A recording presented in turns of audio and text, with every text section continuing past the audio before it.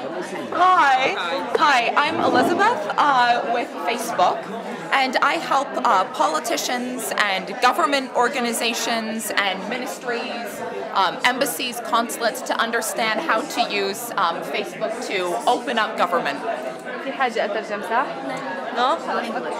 Oh, you guys are okay. Okay.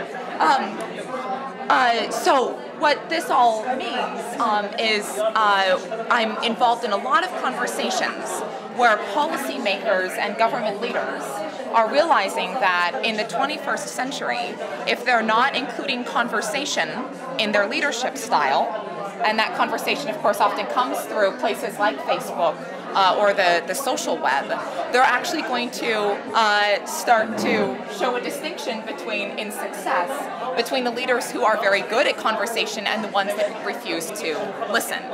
And what I find really exciting about this is this idea that's emerging of conversational leadership is actually a skill set that women are naturally very good at.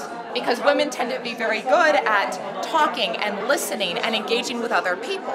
So it's a skill that actually we can naturally very well tap into. And there's a wonderful woman who's the head of the Soft Power Network. So this is the organization that looks at softer, ways of communicating with people. So non-economic, non-military.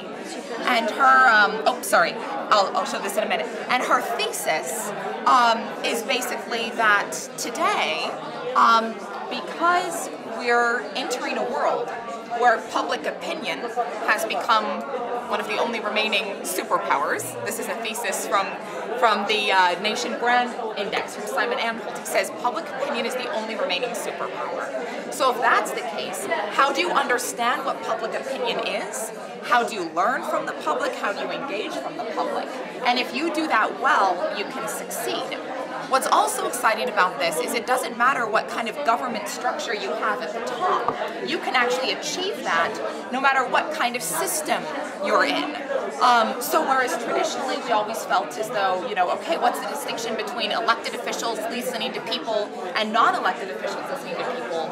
Well, now really the responsibility is for every official, every policymaker to listen to people because they know that they can. They don't have an excuse not to. It's very easy to do with technology. And they know that they should because people are asking to actually be part of the leadership process. And we still hopefully can trust some good visionary leaders that we have, but we also want to be part of the leadership and not just follow along. So this last weekend, I actually met, there were quite a few Palestinian representatives at the first Pan-Arab Open Government Conference. And I sat with the Palestinian delegation for lunch at this event. I was, obviously representing Facebook here.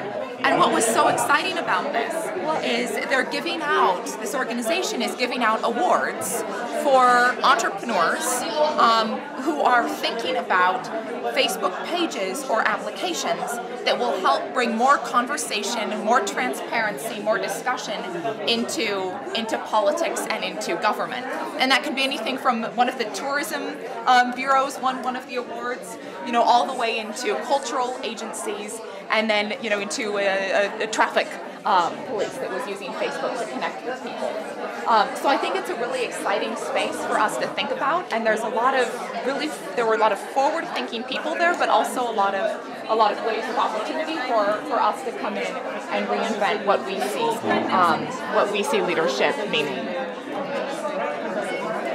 So it's a good time for us to be talking about this today.